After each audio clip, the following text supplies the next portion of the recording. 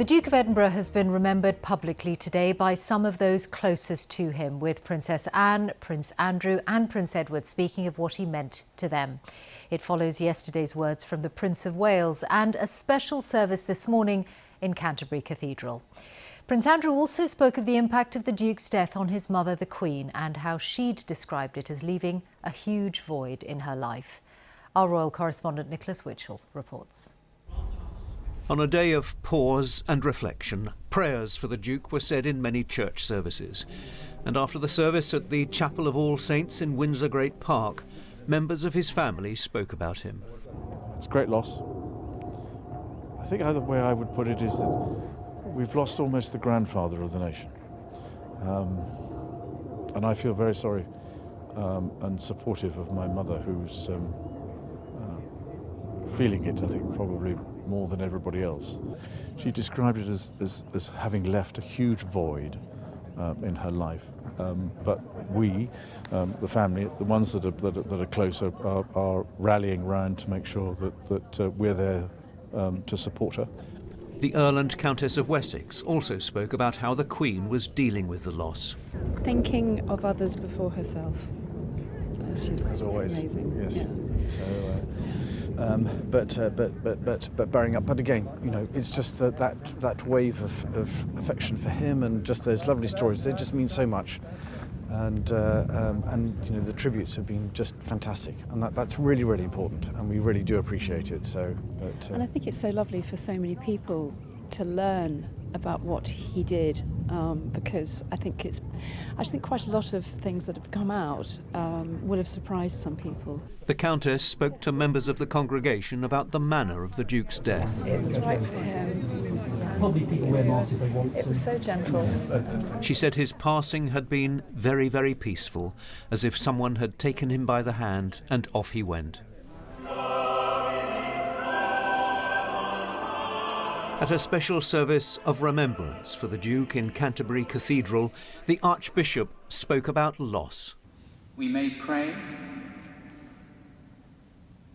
and offer love for all who find that a great life leaves a very great gap.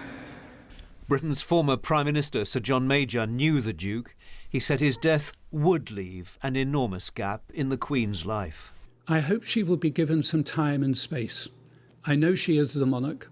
I know she has responsibilities, but she has earned the right to have a period of privacy in which to grieve with her family. And Sir John said he hoped the Duke's funeral would give Princes William and Harry a chance to mend their differences. The friction that we are told has arisen is a friction better ended as speedily as possible, and a shared emotion, a shared grief at the present time because of the death of their father, of their grandfather, I think is an ideal opportunity. I hope very much that it is possible to mend any rift that may exist. Outside Buckingham Palace, barriers have been erected around the pavements and signs have been put up to discourage people from leaving flowers. But despite the discouragement, bouquets and personal tributes are still being placed. This evening, one more family tribute, a written message from Princess Anne, the Princess Royal, describing her father as my teacher, my supporter and my critic. We will all miss him, she wrote, but he leaves a legacy which can inspire us all. Nicholas Witchell, who is here now. Nick, take us through what the days ahead of the funeral on Saturday, hold.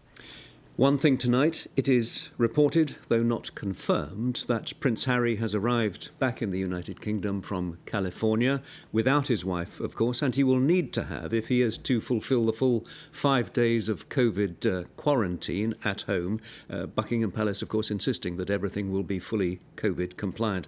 Other activity behind the scenes, there will be a lot of preparation and rehearsal, even though the ceremonial component is very small, but there are bearer parties from the Grenadier Guards and the Royal Marines who will be responsible for the movements of the coffin within the castle. So rehearsals, finalising the guest list, whittling it down to 30 guests. That won't be easy.